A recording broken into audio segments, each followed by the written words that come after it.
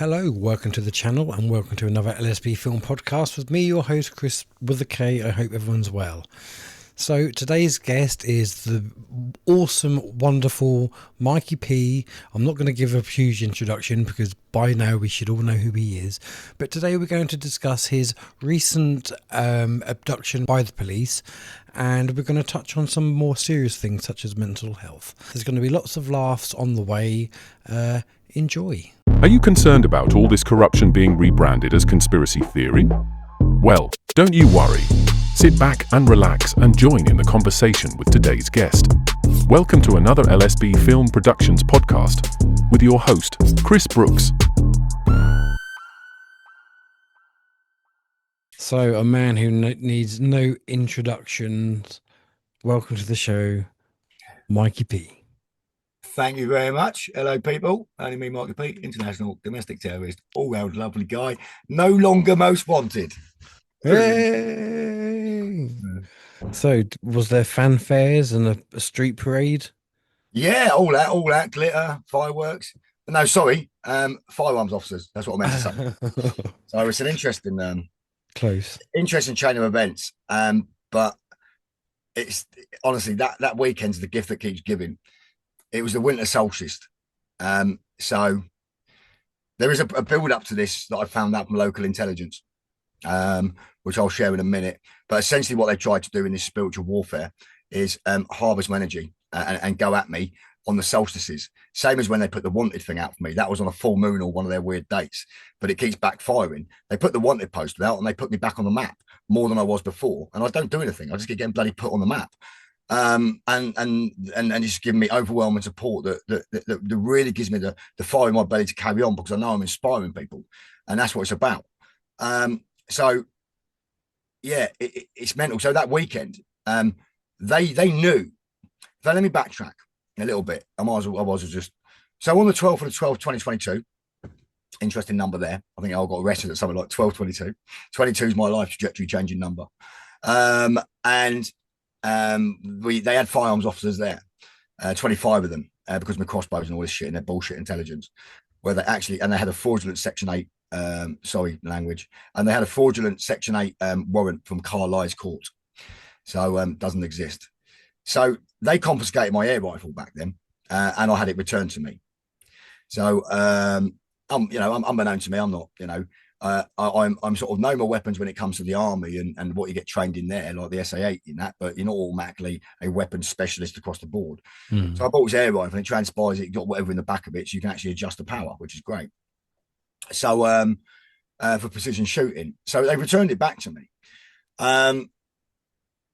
So they knew I got that air rifle. It transpires, and it's a very weird chain of events, which I'm not going to make too public at the moment. Just funny few things happened on how my location, I'm convinced, got blown up, which I'm going to find out.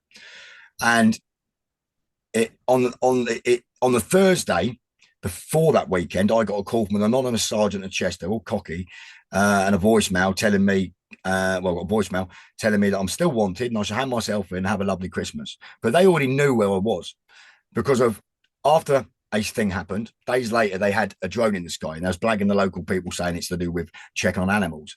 So they've done covert surveillance. So I hope that they've got either permission from the Home Office or the superintendent, or that's void, and not allowed to do naughty surveillance like that.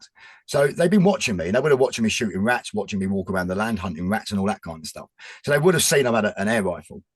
Now, the air rifle, to a Hmong that doesn't know what an air rifle is, it could look like quite an aggressive weapon, because it had like well, it looks like a rifle, doesn't it? But it just shoots lead pellets. Yeah, but it's the attachments on it. So I had a night vision thing on it, like a little block on it, night vision thing, and a bipod and everything else. So it looks like a bit of a mean bit of kit, but it's just a .22 air rifle, and I had it precision set. Luckily, I took screenshots of and time stamped it and all this lot of when I set it.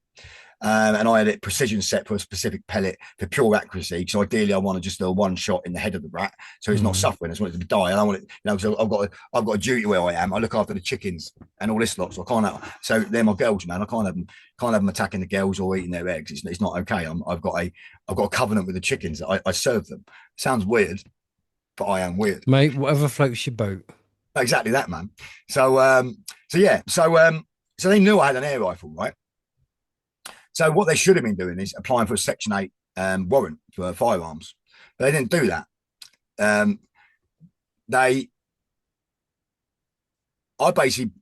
been back to over to the house, made myself a brew, and I'll come back. Mr. Awareness wasn't switched on because I was probably all stood at the gate then. And I come back into the, had a missed call. And I was making another call, and I think the call was to do with my dad's death. So great timing, because on the winter solstice they killed him off at 0200 on the 20th, 22, in the hospital, because my dad tried to play the system a little bit to get to a care home because he was really going downhill, clinically blind, in shit state basically, not in a good way. And unfortunately, once he's done there, it took him literally about a month to the day when he went in, and they systematically killed him off in hospital, as they do. I have to say, allegedly. Allegedly. Getting cramp in the back of my leg. Right. So done that on a Saturday, and then so they should have had a Section 8 application in for Section 8 warrant. I've gone to the caravan. I'm doing this call. Another call comes in again, so I answer it, and it's like it's whatever. Knobhead from Chester Police. We know your location, and we're coming to get you. As I've gone back out the caravan, you got all the firearms compiling over, pointing all the guns at me. They also pointed guns at the actual homeowner of the land. So they're not taking into account my PTSD that they created. They're not taking into account my ADHD or my CPSD. I question if there's a risk assessment done. Because I'm not a violent man. Although on my profile, I think they've got me down as a violent man for my drunken days and whatever other shenanigans they want to put down there, or rubbish they want to make up. So they got an ill profile of me because I'm an ever-changing man. I'm not the same man I was last week. Never mind last year. Never mind 2 years ago. So I think they struggled to pin a profile on me. So they done all that, and then instantly, we're further arresting you for a suspicion of a firearms. And then they went ahead with the section under PACE Section 18 to then search the caravan and all this kind of stuff. But the paperwork they left in there is inconsistent with the OIC, because I keep getting told different OICs through 101 and other paperwork. There's no signature on it, and it's just nonsense. So I demanded under Magistrates Courts Act Section 125 Delta and Criminal Procedural 13.52 that I want sight of the warrant, which they didn't produce. And we're talking 2 warrants. They should have had a warrant of entry onto the private land, a warrant to search the caravan because it's not my property, and they should have had the bench warrant with a name and a wetting signature, as the Mazur judgment MAZU of 2025 in the High Court establishes, that without accountability, without at least a name for accountability, it's void. It's not even a legal bit of paperwork. And I finally got that. But I'll get to that warrant in the chain of events. So they lifted me for that and everything else. And I had a knife on me and a multi-tool. Obviously, so I do work around it. And everything else. And I said, can we leave it here, please? Because otherwise you probably take them. Well, I haven't seen them again. They stole them. They're idiots. They took me down to the police station, stole them. I honestly thought I was going to get remanded. So they didn't have a Section 8 warrant. They didn't have a warrant of entry onto the land. So it was complete trespass. They pointed the weapon at the homeowner. So just to put in perspective what happens, when you've got a round in the chamber and a finger on the trigger, pointing your weapon at someone, without using words, you are threatening to kill them. That's how serious this is.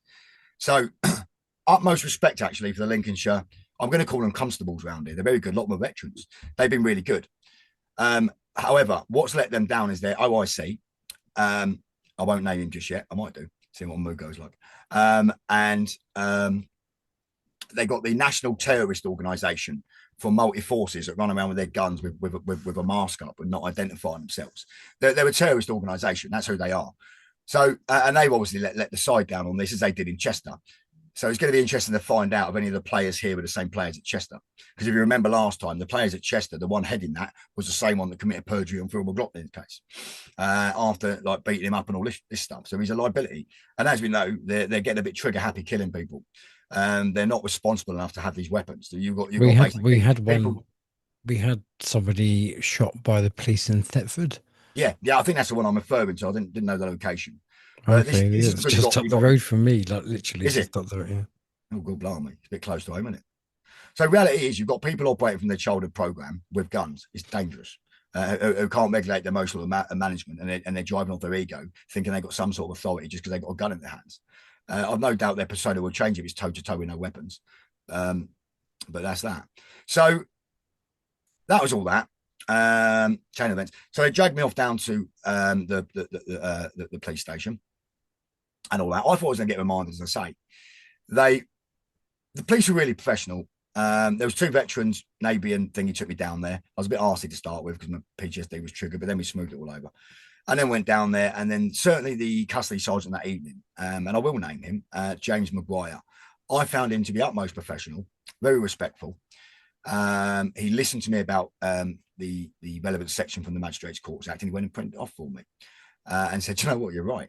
Police don't normally listen like that. They got no issues pulling out their warrant cards around here. No hesitation. They're acting as constables. They weren't doing all this rubbish COVID stuff around here. They're not getting in, but they're not involved in all this flag stuff, and they're not involved in any of that. I spoke to other police around there. They're not impressed what the other police are doing around the country. They're not impressed. See, that really intrigues me, because what I want to know is, I'm assuming most police forces have to operate to a certain level of bullshittery. So how are they? Can we not swear? How are He's going to take you time to edit out. Well, that I don't mind. It's the hard words. Right. But do you know what I mean? How are they not? How are they getting away with not doing that? I'm glad they are doing that. It's very simple. I forget the years, but they're privatised, the police. They're up for private hire, and I'm going to discover through my DSARs how they've been operating. I'm convinced it's under Section 25, privately hired. Because when I was up the road in Hexham, and they come knocking on my mate's door there's no record of that when you call 101. I've done a DSAR to Merseyside Police about when they lifted me on the 18th of the 1st, 2023, I think it was. 22 or 23, when they remanded me for 65 days. And they've got no record of that either, apparently. So what's going on? Where's the records of this stuff? Where's the paper trail? It's shocking. It's shocking. So the reason that they're getting away with it, I mean, their attitude is on them. Their mistraining is not on them. It's on the belligerent terrorist organisation called the UK. It's a jurisdiction. It's not a country. So they're mistrained. They've no idea the difference between legislation and law. They genuinely think they've got powers. They don't comprehend legislation requires consent. They don't comprehend that policing requires consent. And they don't seem to know the difference between constable and police officer until you start going to sergeant and creeping up. And then we get into Freemason land. And obviously, as we know with this operation, well, it's designed for them to be. It's all like compartmentalized, isn't it? So 100%, mate. So your foot soldiers are just going to be very blinkered. I've spoken to other ex-coppers, and they say like the standard of coppers now to what they were back then are so vast. Well, look, I think it's the language. It's not constables anymore. It's police officers, policy enforcers, revenue collectors for the Crown Corporation. It's not a monarchy, by every definition. And again, privatised. I mean, this is why the king hasn't got a crown on stamps. He hasn't got a crown on the fiat currency. I promised to pay debt notes, because he's not the king. This is why you've got Trump walking in front of him, stuff like this. He's not the king. He's just some overpaid paedophile. So allegedly, PDF file, allegedly. He's determined to get me barred. Sorry, man. Yeah. I'll start a channel and give it over to you. So yeah, where have we got to? The king's allegedly into PDF files. Yeah, he loves the kids. Where did I get to? So we've gone that. We take me down to the police station and all that. That afternoon, I was taken down to the magistrates, and this gave me a bit of hope, because they come out. I could hear them talking, them and the security people down there. And the judge said, "Well, look, if you're going to be charged then with something else, you might as well bring him in front of me tomorrow, and we'll deal with both matters. Otherwise, I'm going to release him, and you're going to have to rearrest him." So I thought, "Oh, all right, go on, girl." They operate differently up here. It's really weird. If that was Chester or Liverpool police, 100%, like last time, they would have just remanded me in alt course. 100%. That's what they did last time. That's what they did to Zach. Yeah, that's what they do. It's disgusting, because all they're doing is holding the physical body, as a surety bond for all the money they're making on the background, which is what it's all about, because all roads lead to the Sesquibee and the full caps fraud. And the full caps fraud, which I believe has been evidenced by the Yvonne Watson case, which they're trying to bury. So, yeah. So, battle back to the police station. Had my sleepover, as you do. And then next day, they took me up to the court. I missed so many tricks in there. I won't lie, I missed so many tricks. However, they struggled. Hindsight is a wonderful tool. It is, mate. But I mean, I've done enough. I've done enough to evidence in hindsight they never got joined with me, because obviously when she asked me my name and I said my name's Michael, and she's asked me what my surname is. I said I don't have one. And what else did I say? So I don't have one. And then I just basically turned around and said, look, put it this way: the beneficiary's been named, and the trustee is in position. The trustee is in where I said. She's like, oh, okay, nodded it on. And then we got to the date of birth, and obviously it's a genuine thing, infant amnesia. I can't remember it, and I can't start claiming I was born on a certain date because it will be hearsay. And then she started, oh, have you ever seen it written down anywhere? And I'm like, you get me like that. So we went through that. She never actually checked the whole points to get jurisdiction on me anyway. And then went for all of that, got right to the end of it. She's quite lovely, to be honest. We got right to the end of it, and I nearly forgot. And I asked her under the Relevant Magistrates Courts Act 125D, I want sight of that warrant. So I said it better be a proper warrant. And she goes, "Oh, it's digital." I said, "Not a problem, as long as the digital footprint lines up and was created at the same time under the digital whatever act and that crap." And she read off, "Oh yeah, I can see it was created this time." That's not on the bit of paper they've given me.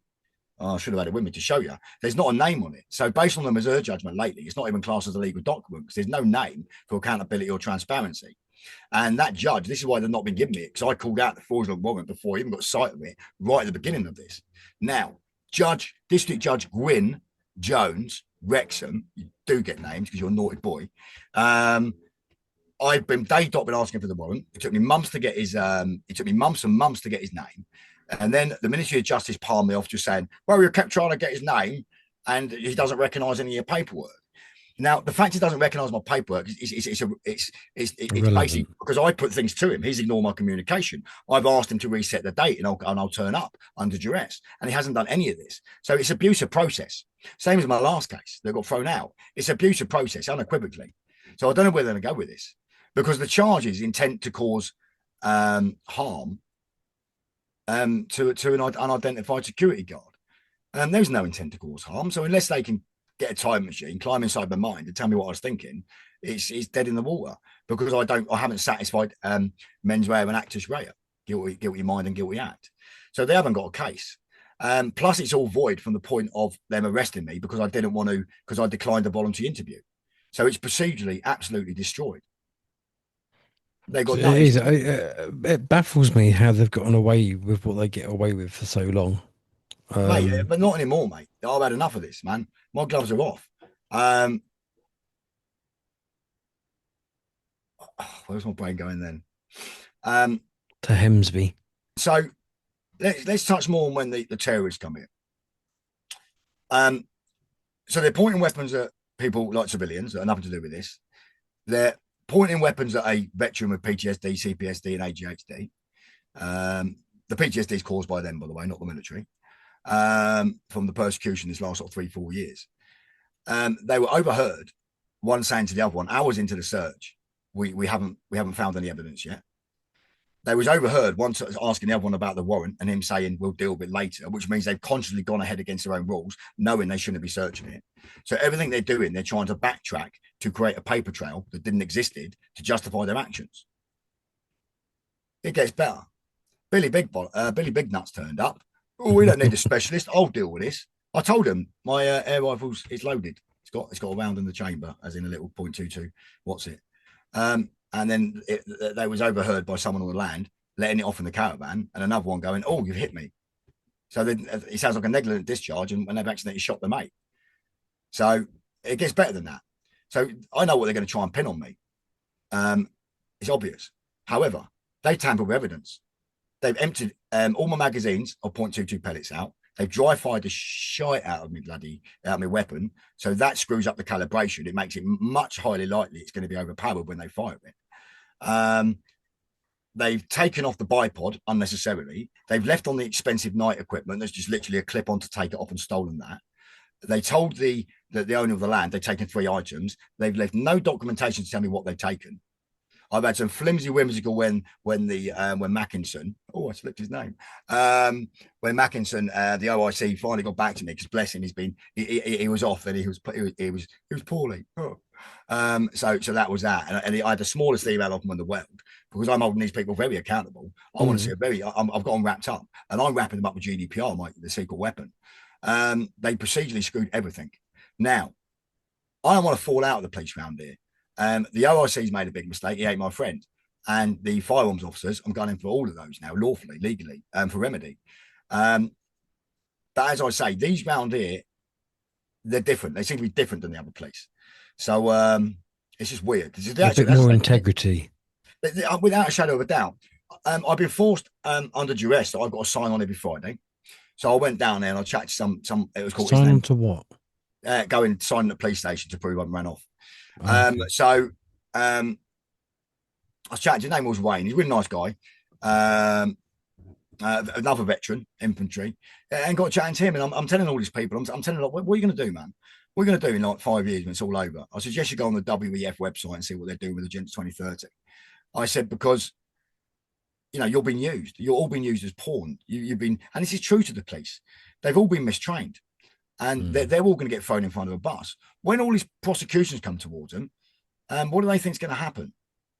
They're doing their jobs because they've got to look after their families. But that's going to be no good when they're in prison for misconduct in the public office, malfeasance, and all the other stuff that goes with it, fraud.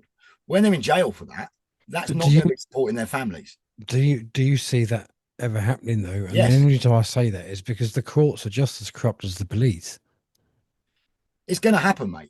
We don't need solicitors anyway, but we've now got the availability of different AIs to use. And I lean on this a lot to do a lot of my paperwork now. And I had to double check it all, but you bounce back and forth with AI to get all the documents done. It doesn't miss a trick. So yeah, it's kind of game over, because it really puts the power in the people's hands that are self-representing. It just puts them on the next level now, and we're self-representing, because now we've got basically you can put it into these chat GPTs and Groks and all this kind of stuff. You can set them so they're acting as a senior solicitor. So I mean, I'm even like the solicitors are meant to be representing me. I've gone toe to toe with them because of they're in breach of the SRA and all their own rules and regulations, which I had the obviously I went off on the constitutional route and all this to start with, and I said, look, I'm going to respect your boundaries, but you're also going to work within your boundaries, and I've held them to the T accountable for this, and they've absolutely screwed it all up. So with the solicitor threatening that he will drop me and then he'll bill me for the work done. It's like, what work done? I keep having to pick you up. It's your job, mate. And I keep having to pick you up on your nonsensical legislation and your rules and SRA and everything else. It's blatantly obvious this company is they operate working for the police. They all swore an oath to the Bar Guild. Well, this is it, which was created to fleece your Sesquivir account. But they never work for you. Well, listen, it's no surprise. We know this.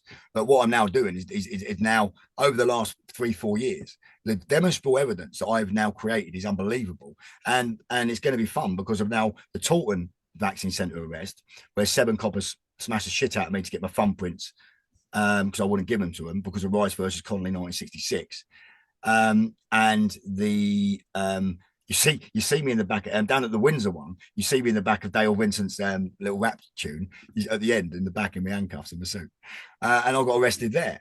Now all of them are screwed because we've got it on video and video and video. As I was trying to present hundreds of pages of evidence of the bioweapon, and then refusing to investigate it. But now we know beyond all reasonable doubt that's from Operation Taller. It gets to a certain level with Spectre, they are told not to investigate it. So now they frustrated it. And this is unfortunate for them because of Nuremberg. Following orders is no excuse. They followed orders under Operation Taller, and now they've left themselves wide open for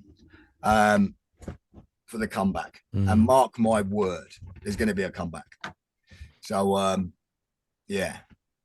Well, watch this space is what we say to that. It is very interesting. To be fair, I haven't read up too much on Taller. I'm aware of what it is, but I haven't really gone down that hole yet. I do need to maybe do a video on that. Although I'm sure most people watching this are probably already au fait with it anyway. So, mate, it's short and sweet. Operation Taller is basically to cock block any investigation into the COVID. And mortgages, apparently. Mortgage does it fraud. cover that as well? Yeah, mortgage fraud. Right, I did not know that. See, I've just educated you on something that I know nothing about. Every day's a school day, my friend. Absolutely. So, I don't suppose there's any footage. I didn't know that. That's another game changer. Yeah, I mean, I don't suppose you've got any footage of your recent police.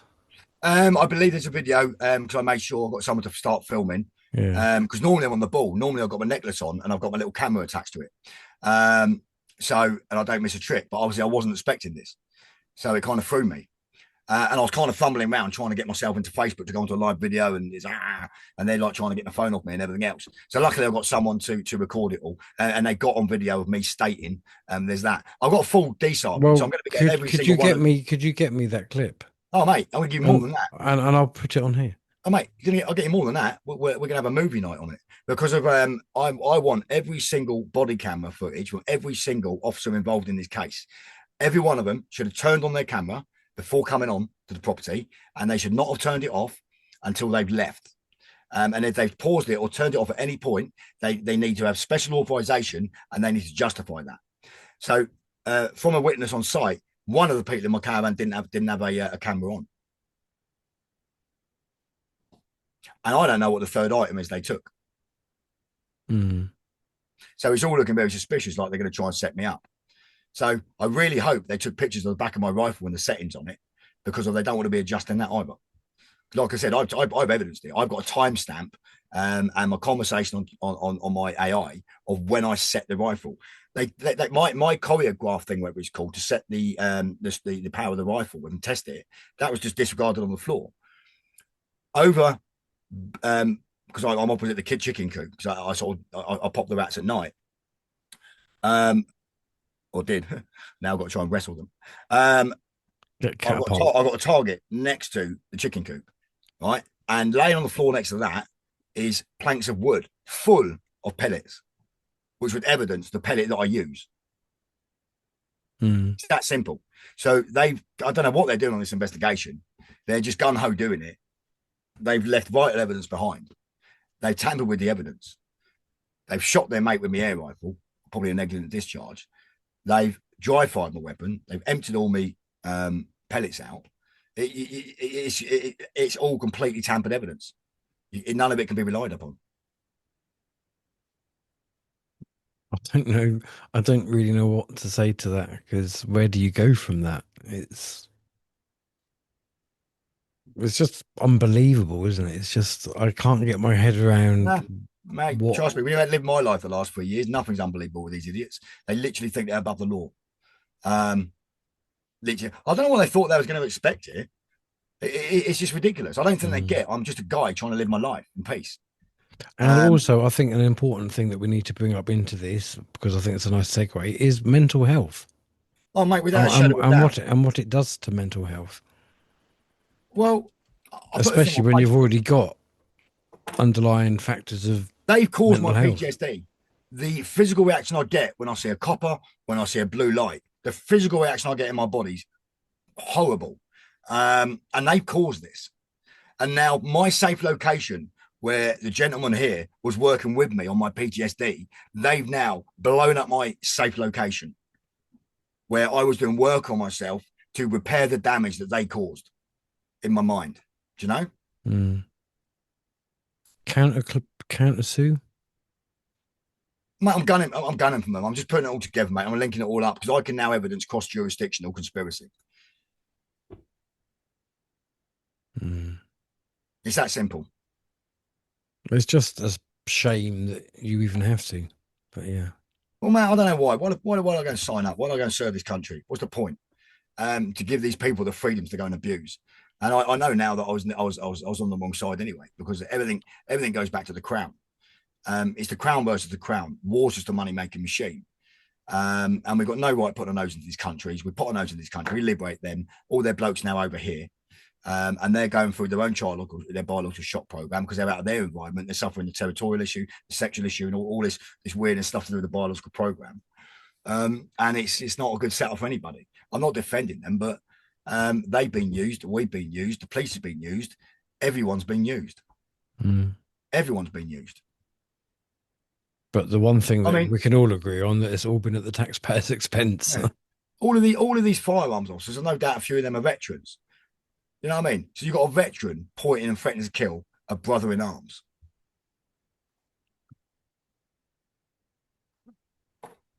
It's terrible.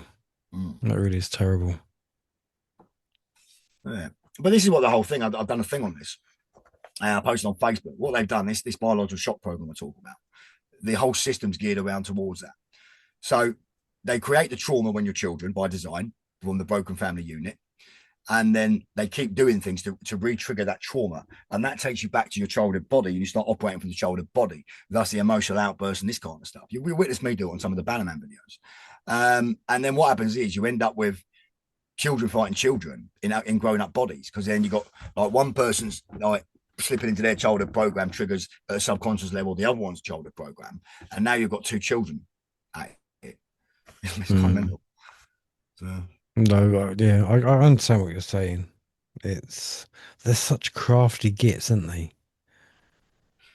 Because it's not even crafty. Because even COVID, they said that they use behavioural psychology experts to make you more scared. Like, yeah, what was the big one? Act like you've got it. Right? If you can't really get much more demonic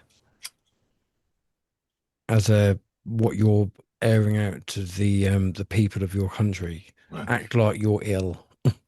It's not even like it's a secret what they're doing here. It's a depopulation program. Allegedly, you got the 13 families at the top and all the wrongers at the top. They want this planet to themselves, and this is why they're getting up all the assets, all the land, and owning everything. We're just the Goyams. They don't want us about. Yeah, but then I think a lot of these billionaires, because mentally, I don't think that they're all there, are they? Sociopaths. And so they're just going to end up destroying themselves. Because once we've gone, once they've got rid of us, nice head. Once they've got rid of us, then they're just going to go for each other, aren't they? Well, yeah. Well, I mean, how's this end up? Just like one bloke in the end, just killing off the last people, so it could be the only man all powerful on the planet. Where'd you go with this? Exactly. And the people that we think are powerful probably aren't even the powerful people. No. Let me stop you there. We are the most powerful people, right? We are. This is the insanity of the situation. There's one collective consciousness, God, whatever label you want to put on it. We're all that thing, having an experience from each different perception or perceptional angle, if you like, in these avatars. So it's mental. We're just to abuse you. This is literally what's going on there. It's just one consciousness constantly adding to the collective consciousness. It's just mad. It's mad. It is a little bit insane, but I know what you mean. It is. It's quite a big one to get your head around, isn't it? It is, mate. I mean, a lot of us to get me around this stuff. I've always likened it to if you have a hologram, you smash it on the floor, and that breaks into like 1,000 pieces. But each little shard of that still contains the whole image. Yeah, exactly what's going on. And that's we're basically just a shard from the original. Yeah, basically. Yeah. And I believe that obviously, it's kind of mad. At the same time, it doesn't matter. We're all, I am you and I am everyone. Everyone is me. I am the tree is me.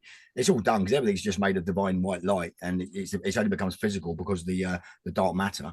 And then we went to the fact that your heart is a vortex. And this is where the true teachings of Jesus on going within. They removed a certain section out of the Bible that explains this, because we create our own reality. Our heart is a vortex. And when they made a mechanical heart and pumped pressure through it into water, it creates a double helix. So when you look at the Joseph Murphy stuff and the true Jesus teachings, not the religious nonsense, it's about praying within and creating your reality. And the way this works is, you've got the commander, you've got your subconscious mind, which is in control of everything you're not thinking about, keeping your heart pumping, keeping this going, one foot in front of the other. And that's in complete control of it.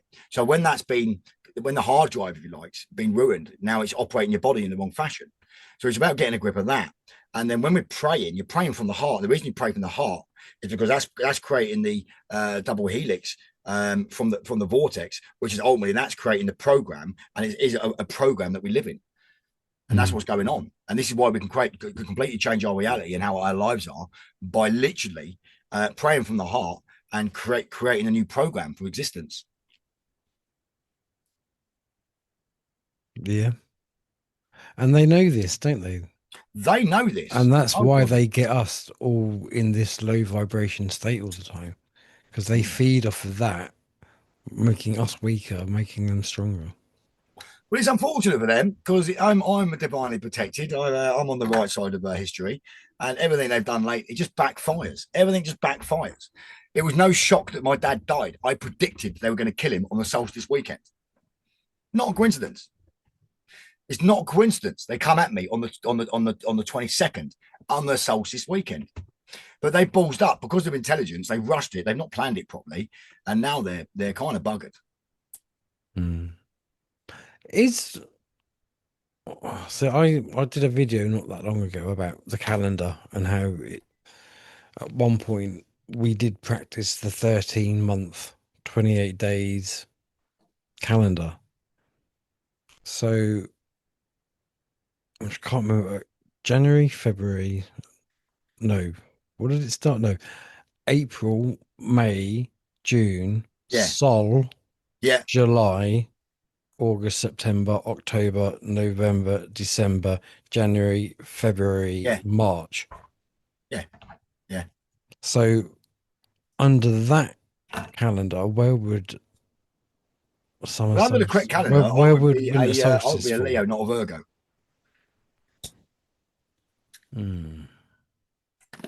Oh, just bear with me. A few moments later. He brought me the wrong bloody parcel. I said, well, can you be quick? Because I'm doing a podcast. And so he's going to drop it around the back.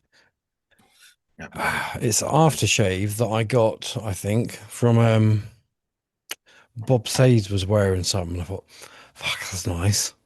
And so I said, well, what's that? And so he sent me a link. So, yeah, that's that. I do like to smell nice. Well, I used to be paranoid about smelling, and I always used to smell good and everything else. I don't give a fuck anymore. I don't care anymore. I generally smell of smoke and fucking shit, and I don't really care. I live in the middle of the Ulu. Well, I hope you don't generally smell like poo. No, not actually like poo. Not actually like poo. No. I was going to say, that's not good. No, come on, ball bag. We've all got standards. I'm still in full control of my bowels. It's all good. Oh dear. So where were we anyway before we were really? We were sort of stepping into mental health, weren't we? Yes, we'd already taken a couple of steps into that. Well, I don't know if people are aware of this. I class myself as a recovered alcoholic. I was fully alcohol dependent. At my last drink on the 10th of June,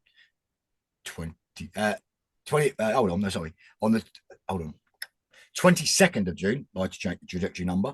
22nd of June 2020, I had my last mouthful of vodka before I went off to 10 days residential detox, followed by 27 weeks rehab. Bloody brilliant stuff. I mean, not everyone gets to do that and have to struggle alone doing that. So that was a game changer, and that was a life-changing trajectory. And then from there, obviously, my life went off on the path it has, gone even more mental than when I was an insane drunkard. Addiction, basically, everyone's addicted to something, I think. It could be, and it's all by design, coffee, tea, caffeine, weed, alcohol, all the other drugs out there, shopping, sex. There's not really anything you can't get addicted to. Exactly, yeah. Also, when it comes to drinking, a lot of people don't realise if they're an alcoholic, because it's not your stereotypical getting drunk every day. It's the signs are there. If you start drinking and can't stop, and that might be once a month. You could be that, I just have 4 cans of lager when I get home from work every single night. Stop that for a month. If you can't, it might suggest you've got a problem. Because although it's not a lot of alcohol, we've got to understand that alcohol is it's to destroy the soul, basically. Although there is like the decent kind of stuff like with hops and all this, which is meant to be quite good for you. Anything else, people need to avoid the spirits, because it's no coincidence they're called spirits for starters. It's no coincidence it's called like gin and stuff like that. It ain't good. No. Just a shame that I mean I'm not really a drinker anyway. If I'm gonna have any drink, 9 times out of 10 it's a lager tops or a shandy. No. Just Well, because I that's good. find I it mean, I've got a lot of refreshing. respect. Anyone that can have a couple of drinks and put it down, I've got a great respect for that. I might even have the discipline now, but I wouldn't even take that gamble. I've got no interest in drinking. I'm not one of these. I'm 700 and da, da, da. I don't care about that. I just don't drink. Mm. I mean, this is Yeah. why If Alcoholics you're Anonymous is. counting it, you're craving it. Pardon? If you're counting it, you're craving it. Well, this is it. And then you look at it's the language. So, like in which I mean, everything's screwed with language. Everything's words that have messed us up. We can't even have a thought without having words. It's not our thoughts that create the reality. It's the words because you can't have a thought without using words. Don't think of a yellow balloon. Exactly. Or look at something in the room and try not to put a label on it. Try not to name it. Your brain can't do it. Your brain's a pain in the ass. And this is kind of the only way that I could describe to my children what it's like to be colorblind in certain colors. I'm like, so if I see a blue top, blue. If I see a color I don't recognize, I don't get the word associated with it. That's really interesting. That'd be really interesting to sit in that feeling on that, because you'll have a feeling goes with it, but you just can't describe it. Maybe. Yeah, I don't know what that color is. Very interesting. But that's do you know what I mean? Like I can look at a top, a t-shirt. Okay, he's wearing a yellow t-shirt. She's wearing blue dungarees. And if it was a color I didn't know, I wouldn't have that. I just wouldn't get that confirmation text in my head. She's wearing "I feel confused." Yeah. So, going back to the thing, right? So you got like, Alcoholics Anonymous, right? That was a great stepping stone for me, and I used to do the online meetings and what have you. And it's great because you can become open and vulnerable, and other people can, and you realise you're not alone. You're not the only alcoholic out there.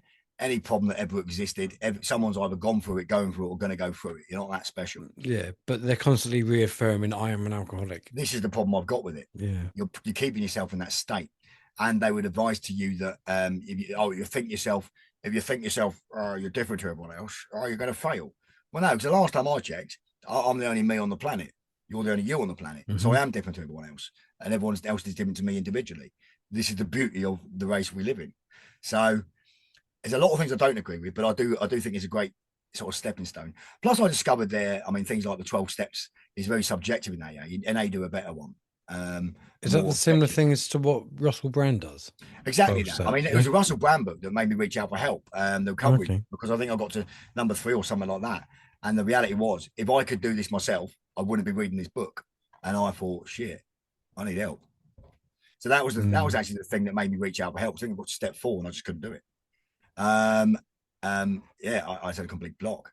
But then what I found with AA is the going through the 12 steps there, it's very subjective. And I got rid of, I think, 3 sponsors and 1 got rid of me.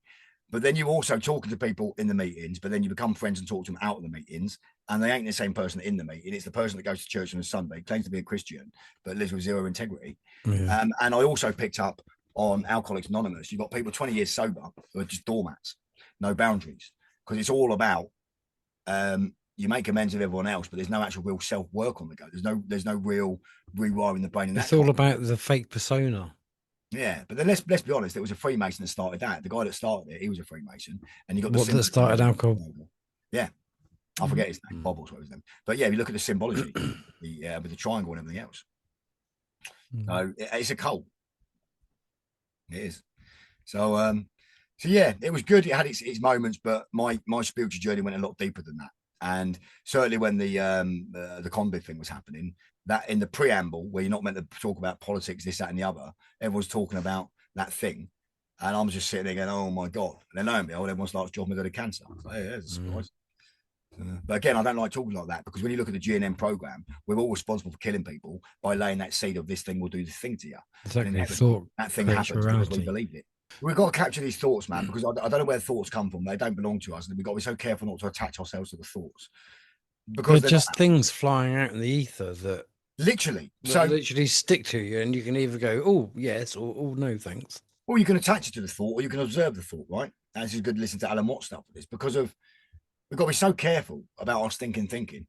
Radio Ego, or I call it Radio Mikey. Yeah, we've got to be so careful not to get on these, and it's about overriding that with the inner voice, the inner voice, and all this stuff. It's about what the way I've been a bit slacking to get back on it is comforting the inner child and talk to yourself like an inner child, rather than making a mistake and out loud calling yourself a horrible name. You're abusing that little child within. That little child's the best part of us. It's always in us. It hasn't gone. And we need to remember that. And we can heal ourselves by self-parenting ourselves. Have you done any of the tapping stuff? I have, here and there. I can't really comment on it. I'm trying to think when I've done it. I know I have, because I hypnotherapy for a year when I stopped drinking the first time.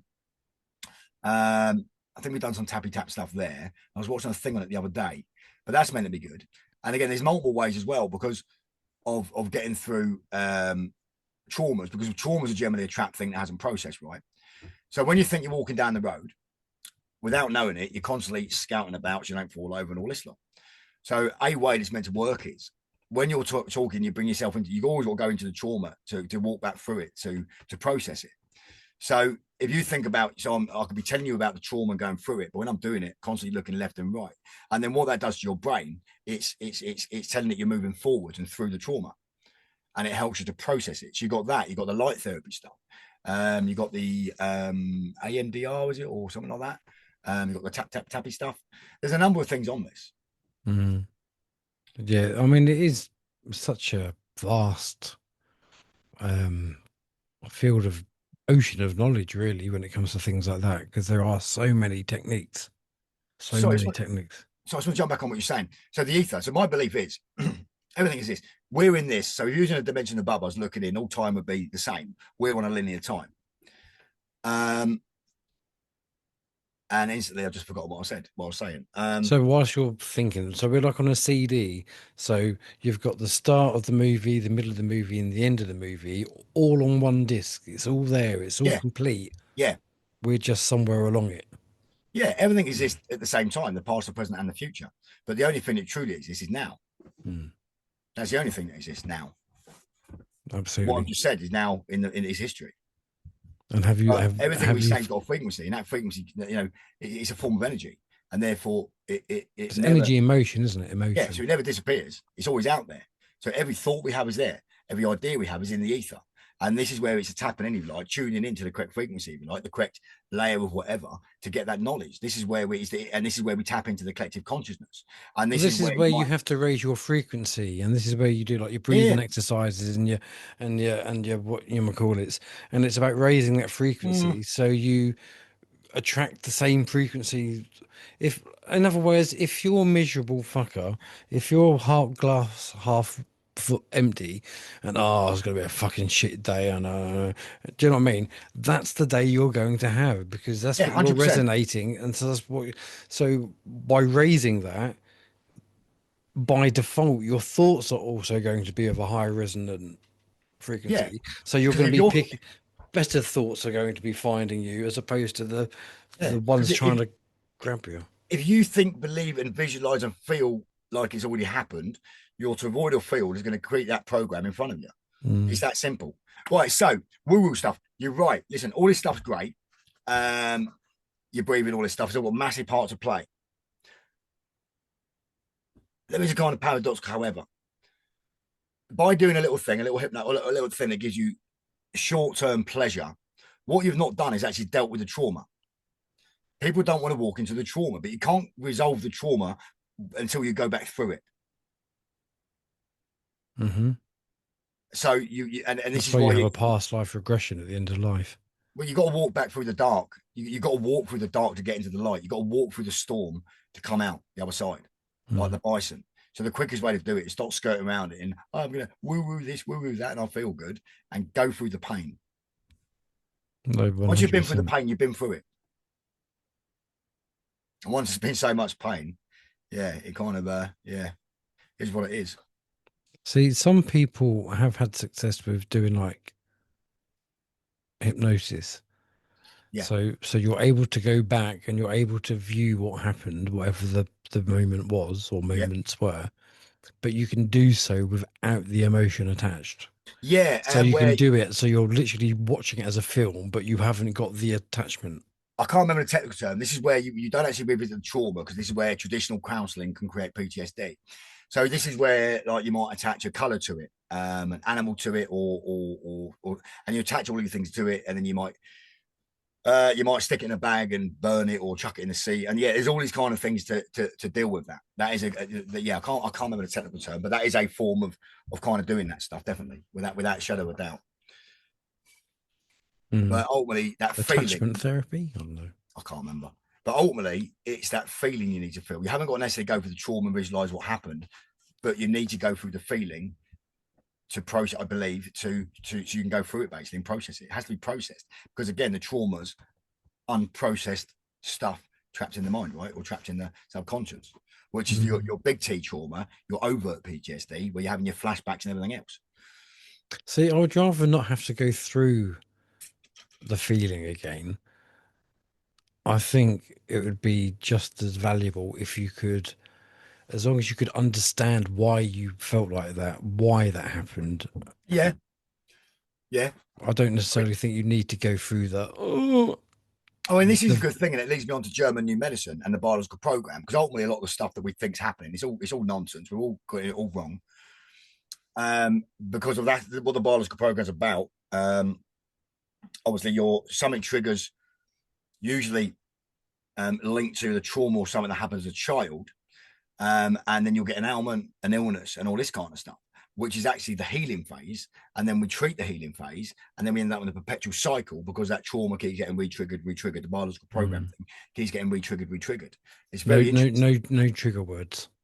Yeah. So German new medicine, guys, check it out. I recommend going to chat. The best way to get a grip of this, go on to Chat GPT, or Grok, or whatever they're called. Copy and paste the link from the GNM on the website in there. Tell it that you don't want any lectures, to take it for verbatim, and then you can go in there and talk about an ailment you're having. So it might be a sore elbow, a sore shoulder, a toothache, and that will give you the German new medicine biological program of what it is and how to stop it. And this can be instantaneous, could take days, could take weeks. Once you understand where it's come from and why it's happening, that can often help clear it up. And then you've got the healing phase, and that can be, as I say, it can be very painful. I've got it with the elbow at the moment. So it could be a thing like, I mean, the elbow, that could be simply a thing, because I'm a warrant and everything else. I didn't get down to go and hug my dad, because what am I doing when you hug? That's the muscle you use, yeah?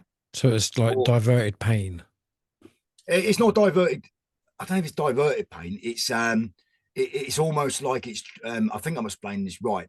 So like, let's say like a bite conflict to do with teeth or something like that.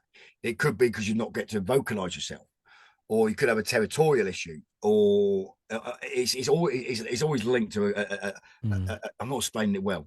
So it's an emotion that manifests as a pain, or it's a trauma. I suppose in a way it's a trauma that's manifesting as a pain in your body. Basically, I think it's a correct way to explain it. Like I said, this is why we really need to get this out there. It's the game changer thing. I mean, Dr. Hammer, they eventually killed him off by way of a heart attack, which is weird enough, peak of the healing phase. But they killed him, they imprisoned him and done it. He helped something like 26,000 people before he went public, and going public got him killed, which often happens, right? We'll have to look if we realise we're literally self-healing machines, we've got complete control over our autonomy. And even through the Joseph Murphy stuff, you can, just because if you believe that a thing can't happen, then it can't. If you think a thing can happen, then it will. Or at least it has the potential. Yeah. You haven't just outrightly said. No, categorically, it's back to having full autonomy over our body. And as long as you believe and can set in your body and understand that a thing can heal, it will heal, even if the medical book says it doesn't. Just there's a lot of stuff going on here that science can't explain, and it's metaphysics, and our human brains can't comprehend it. It's that simple. And then we're back into the trap of words, because we can only explain things from our subjective perspective based on our belief of a word and our interpretation of a thing. So when I go and explain that to you, you can only understand that based on whatever you've been through, your interpretation of the word, and the best you can. And I think I've said this before on the show. We could both be, if I have, because you talked about the colours, we could both be stood there looking at the same me and someone who's not colorblind could be both stood there looking at the same green, but we're not seeing the same green. We're seeing our interpretation of it, because all this is the decoding of the frequency that our brains are doing to work out this reality, that what's physical, what's visual, what's this. And it's all just an interpretation. It's all a simulation, dear boy. Interpretation, simulation. Yeah, man. All simulation. Yeah. No, it is. It's, you could go down this route for so long, just all these theories and oh, I love it. I wish more people had more of an interest in it, because talking about these kind of things on videos is far more exciting and enjoyable for me than talking about all the negative shit that's going on. But I know that's what people are going to click on. Well, it's not only that. It means that person who's maybe isolated themselves, they might watch a video and they might hear or see someone's gone through a thing, or is it going through a thing, and it makes them feel less isolated. It makes them realize they're not crazy. They're not the only one going through, because there's nothing anyone's going through that no one hasn't gone through, isn't going through, is going to go through at some point. Not everyone's unless you go through it, but a big portion of people on the planet, whatever shape it is. So it's just to remember that, and not to be ashamed of it, not to be ashamed to talk about mental health. There's nothing wrong with it. Especially for men, it's become a stigma, talking about these things and opening up and showing the feminine side, if you like, the soft side and the emotional side. And we've been tarnished because we're told, it makes you a pussy and all this stuff. But that's not true. It takes a real big set of bollocks. And I really implore and encourage people just to go easy on yourself, man. That thing you've done that you maybe shouldn't have done or regret doing, let it go. Learn the lesson. Don't do it again. One of the lowest vibrations you can be stuck in is guilt. And this is what they want. They want us in guilt and shame. School does this to you. So when I was sub 4, I think, probably about 4 actually, a little munchkin Mikey, I was probably cute. Don't know what happened. And then, I'm getting Breaking Bad vibes now. What was that? I said I'm getting Breaking Bad vibes now. Who was it? People used to call me always. They were like the gay highlights, and they used to call me a character for that. Can't remember who it was. Anyway, what was I saying? Yeah. So I remember school, shame and guilt, which is where they want us. Thank you. So I remember being stood on a chair as a little mini Mikey, with the book upside down, and I reading to all the class. Come secondary school, I would be in cold sweats if someone chose for me to read. And I couldn't. I suddenly couldn't read. You see on this and other videos, if I don't constantly breathe and slow myself down so my brain and my voice can engage simultaneously, I literally forget how to read. I can't read, and I panic, and then it gets worse. And this is from school, because I remember at school, come secondary school, right, Michael, it's your turn to read, and then literally the cold sweat start, and you're there, and you're trying to read, and you can feel people laughing at you, and the whole world just fucking swallows you up. And this is what they cause by design, and this is the guilt and shame they want us in, because they're some of the lowest frequencies. But this is, again, part of my learning. The reason I'm such a good speaker, apparently, and I'm so confident, A, because I've done a lot of door camps so I spoke to a lot of people in my time, but B, it's just realizing the greatest speaker in the world was once not the greatest speaker in the world. He was nervous, he was stuttering, he couldn't read properly on the stage, and all this lot. But then we've got to think our egos don't help us. If I'm stood there and I make a mistake, right, everyone in that audience has got their own stuff going on. The world does not evolve around me. They're not now going to spend the next 3 days thinking about that mistake I made. In 10 minutes, they've forgotten about it. Because they've got their own guilty of this. I'm so guilty. Yeah, mate, but their brains are all consuming their own problems. Even if I send a text, because sometimes if you're saying something and to you think that's quite funny, but then you read it later and you think actually that comes across as quite narky, but it's not. But it's just, and then you just ponder on that and things like that. We have become so bad at not wanting to offend anyone and not wanting to the things which are quite humorous. Let me stop you there. Don't we this. I don't care. I don't give a shit if I offend people. That's a them problem, man. But I know we start to think of it from their perspective, and we start assuming and presuming what they're thinking about the thing we did. But if you go and have a conversation with a person, they'll be like, "Oh, I totally forgot about that." Yeah. But the other thing, which is also important and quite a mind FUTK, and that is that the perception of you will be different for every single person that knows you. So I have a perception of you, but my perception of you is going to be nothing like the next person's perception of you. And so you are unique. Literally, you are unique to every single person for that reason. There was um a lady a while back, and her perception of me from the Bannerman videos is I've got my shit together, and I'm married with children. Now, not even slightly. Mm-hmm. You'll hear me say it on when I popped on videos, man. I'm a terrible example. I'll go learn something and roll with it. I seem to get away with it because my crazy brain sews things together that other people can't see, and I somehow get away with it. Yeah, it's quite funny. It's the same for me though. You know, because the videos I come across a certain way, but if you used to talk to me in real life, or if you used to try and get me on a podium to speak to someone, that would end well. Well, it's funny because my mate, about you said to me about intrusive thoughts that time, and I said to my mate, so when he's watching your videos, he can tell when you're getting your intrusive thoughts. It's really funny. Is this the bloke you want me to have on? Hey? Is this the bloke you want me to have on? 100%, mate. 100%. Yeah. Well, that's not slightly fucking Mate, edgy. You're awesome, man. He loves you, man. He thinks your show's brilliant, man. Out of all the people, because I've tried to get a podcast, mate, but he won't go. He's not interested because he doesn't resonate. That person doesn't resonate with him, or whatever the word is. But yeah, you're What's his name? Bloke.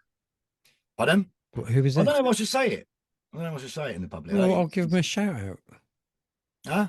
I'll give him a shout out about it, my mate Bill. So, yeah. Bill. Yeah. Shout out Bill. Ooh, pick up the Bill. There you go, Bill. But this is the thing about talking about getting his show and doing his thing. He's created these amazing cars based on the biological program. Narcissistic people don't like it because it really puts you out there, and you ain't got a sense of humor. You ain't going to enjoy it. But this is why I want to put a little panel together, and it will help people learn the GNM, help people learn this stuff. What does GNM stand for? German New Medicine. Oh, yeah. And then what it is there, it will be funny because there's other exercises we can do. Insult therapy, because of obviously we can, but it's basically spending time. I haven't done this yet. Spending time roasting each other. Basically, yeah, and just be as vicious and evil as possible. So, like for example, I could say you're a little. You're giving me a vibe. You can retaliate. You're giving me a mixed vibe of Jeremy Paxman and the bloke out of Breaking Bad. If you if them two had a kid, that's what I'm looking at now. They go. You'll go. I'm just too full of love and light, mate. Don't be soft. I can't fucking Let's piece you together. Right, who was that little ginger thing? Little Scottish thing. Used to be in the program years ago and had the tall bloke she was with. Jimmy Cranky. Yeah, you're part Jimmy Cranky. Okay. Is Jimmy Cranky called? Who else you made? The female, short female who dressed up as a schoolboy. Yeah, you little bitch. That's who you got. No, that's cool. So basically, you're saying I look like Nicola Sturgeon. Now hold on, we're sewing pieces together here. I can see that in you. Who else can we see in you? I have had when I was skinnier. They said the gay bloke out of the Thin Blue Line. Gay bloke out of Thin Blue. I don't know Thin Blue. I don't know who that is. Looked a bit like Julian Clary. You might. Oh, I can see a bit. I've had Julian, but again, when I was skinny, I know I'm just a fat, more like Boy George. So what have we got? Jimmy Cranky, Julian Clary, and I've forgotten the other one I said. And I don't know why my brain's telling me to say Dale Winton as well, but you're not orange enough for that. So a combination of basically oh wow. So you're basically a combination of a bunch of gay people. Yeah, I was going to say so. Basically, I'm queer as folk. Right, well, thank you very much, everybody. I hope you've enjoyed this. Oh, stop it. What are we like? About 6 inches, apparently. Oh, that's probably the firearms was back in now for offending a gay person. Oh, yeah. No offense towards you guys. No problem with you. You put your willies where you want. Yeah, so. Well, yeah, I've got no. Apart from over here. Yeah. Oh, awkward moment. Awkward moment. Yes. So, we're over an hour. Is there anything else that you would like to bring to the table, sir? Shouldn't say so, because again, that's related to PDFs. I keep calling people Mr. stuff, and I'm like, I've got to stop doing that. Yeah. What else can we bring to the table? Not really. What else can we put to the table? I want to do a little shout out to my big mate up north. He knows who he is. He can give himself a rough ride, but he's doing really well. He's owning life more than he realizes. So I want to keep going, mate. You've got this. Pardon? I said, keep going, mate. You've got this. Yeah, no, absolutely, 100%. He's got this, man. He's ever evolving. He's doing really good. Recently stopped smoking the green stuff, which I also have. He stopped smoking the tobacco.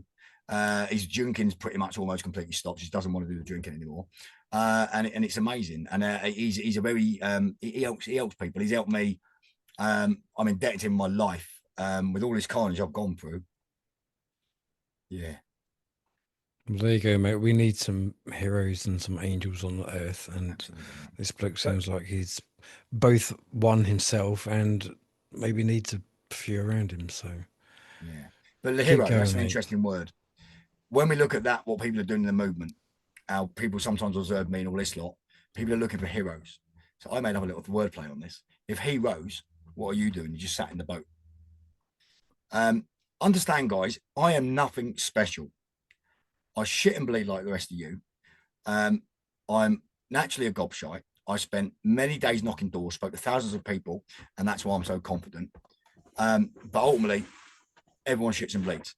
And through these little triggers I share with people, I just hope to inspire people into stepping up. And what's really kept me going for this is the amount of support I get is mind-blowing, very humbling.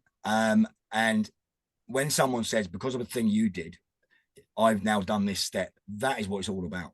Just keep taking those little steps. That's an amazing feeling. Well, the thing is, mate, like I say, I'm not special. I just go and do a thing, and that's that. Just because the thing I'm doing, someone might not be confident doing. If they just go and do it, they will get confident doing it. This is why with the jib jab centers, I was going around supporting people. So the women tend to be the best speakers. They're quite intimidating. And I would just be there to rein in the people behind the counters with misbehaving and everything else, just to rein it in. But sort of is do that to just empower people, support them and let them do it, because it's really scary. Same as when I used to train door canvassers. They would panic. I've had door canvassers burst out in tears, panic, try and sell them Hoovers when Hoovers is not the product. It's the roof stuff and all that lot. But once you've knocked 200 doors, you're a different person. You could literally get some scruffy little stroke, but 10 words together, start of the week. A week later, you've made the man and you've changed their life, and that lasts forever. And that is what it's all about. That is what it's all about. Money can't buy that, can it? So literally everyone, no matter what you're going through, just go and do something nice for someone to make yourself feel better. A bit selfish, go and do it. Go out your way. Literally go out your way to be nice to people. There's nothing to achieve. If we get angry and we're mean to someone, we've then got to deal with the guilt. We've got to deal with the aftermath. No one knows what the other person's going through. So even if someone's been a complete cockwomble, there might be a reason for that. Another example on the doors. I was in an area and this guy knocked on, and he got purely abused, absolutely abused by this bloke. A year later, he knocked on the same door and his heart sunk when he realised the house. Got to chatting to the bloke. He was in the middle of his wife dying of cancer. Completely different bloke now. Again, with the door canvassers, you don't know who's knocked on their door before or what they've suffered. So be that person that they remember for being polite and courteous and a nice person. Unless they're TV licensed people, and then it's anything goes people. Yeah. All right. We have limits. We have a line that we draw. That's my line. Oh yeah, absolute line. Well, you've seen what I'm like on the banner. But I totally understand what you mean. But also, if you're always like spitting venom at somebody because you've got so much hate in you, the only person you're actually really hurting is yourself. This is it. If I hold resentment towards you, Chris, is that going to hurt you? Maybe for 5 minutes. Well, no, you might not even know I've got resentment towards you. Oh no, no. So now I'm renting out my headspace. I'm renting out my headspace for free. Right? You're not effective. Yeah, I'm feeling. It's just insanity. Let it go, man. Mm-hmm. Let it go. What's the point? I keep saying that actually. You know what, mate? I'm bloody creeping up to 50, and it's really weird to say that. My brain really struggles with that. Life goes too fast, guys. How old are you? How old am I? 47. 47. I know. I don't look a day over 60. But how old would you say I am? What do you reckon? Do I look younger with no beard? I look like Squidward. I can still see Jeremy Paxson. No, actually, you do actually remind me a little bit of my cousin. Oh, man, is he? He's not a bad-looking bloke. Well, to be fair. Well, like I say, I've lost my train of thought now. Here's an interesting one for you, right? Where you get your thoughts. I realised this when I was door canvassing. I bang on about it a lot. It's a big part of my life. And I realised I broke it down to about 10 personalities. I think actually it's 12 personalities. This is the weird thing. I would get to the point, the door would open, I would look at them, I knew what they was going to say, how they were going to act. It was just predictable because it really is like, there is about 12, it's like 12 personalities copy and pasted. It's really weird. It's really weird. The old and NPCs, also, yeah. Yeah, and there's also like names, like people, there's a consistency between what people are called and what they look like. And another learning lately, our faces and accents. Huh? And accents, like a Scouser. If you muted the audio, you think you'd still sound Scouse. See, I used to hate the Scouse accent. When I left, I like it. I love them now. When I left rehab, I was going to be going to a veteran based sort of halfway house just to get a bit of Sprite under my belt, but I just couldn't. I thought, I hate the accent, hate the area looks horrible, and all this lot. I've ended up becoming really good friends with a couple of Scousers, and I love the Scousers. They're brilliant, man. Again, my perceptions changed, and now I actually really like the accent, really like the people. They're honestly the Scousers are a bunch of good guys, man. So a big shout out. See, I can't even really think of an accent that grates on me. Oh, I can. Can you? I mean, as in the UK accent. There's a couple of accents where the woman could be a 10 out of 10, but if the accent comes out, it's like, ugh. Oh, okay, mate. Okay, Essex. No, do you think Essex, mate? Listen to my voice. I sound like a plastic. No, but not you. I'm thinking more like if you listen to some of the stuff. I'm going to lose so many subscribers now. If you think of all like the, just like the tarty Essex girls, like Chase, that kind of. I don't suppose I like that so much. Oh. I'm not going to say the accents that I like because that's always subject to change. Okay, what is your favourite 3 accents?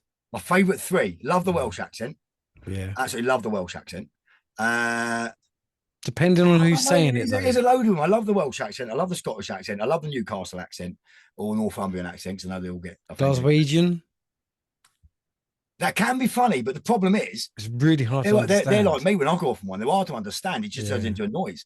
I remember again the roof coating thing. The installation manager, he was Scottish. When I spoke to him, he spoke English to me. Then he would turn and speak to a Scottish person, and he was talking in Morse code. It was crazy. And when they get angry as well, it's just they're the funniest people angry. Oh, the Scottish, I think. They are. I do miss Billy Connolly, but anyway. Listen, I miss all the old ones. I do. Who was it? Jim Davison. You can't. Yeah, well, he still goes. How can you trust a mammal that bleeds for 7 days and never dies? True story. On that note, thank you for your time, mate. I'm going to drag this out because I've got loads of work to do and I can't bother, but I've got to do it. So I'll drag this out. I've got to go and sort my kids out. Not quite yet. I don't, but I do need to. How old are they? A few things. My boy is 9. Oh, he's to be 10. Oh, mate, they're basically grown up. That's fine. And my daughter's about 13. He's 13. But yeah, I don't have to worry about her. She walks herself home, but him, no. No, you said about it earlier. But it's good because as the boys grow up, you've got the boys who look after the sister. So it's good. Yes. As it should be. Us men should be protecting the women, should be protecting the children, should be protecting the vulnerable. There's nothing wrong with being masculine.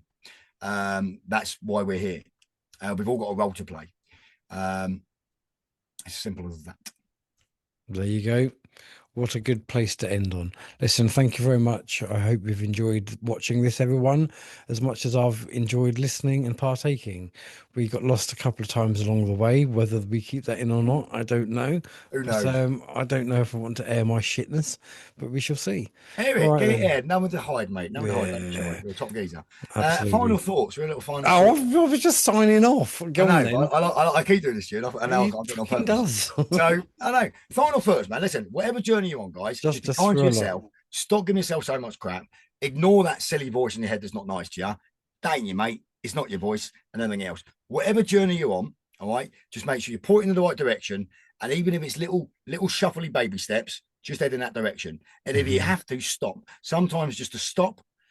Give yourself permission to stop. Give yourself permission to relax with no guilt. All right. Compartmentalize everything. Box it off. I'll come back to write it down. I'll come back to that. Give yourself time to relax. If a rower tries to go too fast, he's all over the shop. If he rests his oars big long stroke and he rests his oars equally, he's a lot more productive. 100%. Yeah. Couldn't agree with you more. Good stuff. Absolutely. I'm going to mute you now, so shut up. Anyway, everyone, I hope you've enjoyed this. I've enjoyed it. And I look forward to the next one, because I'm sure there will be a next one at some point.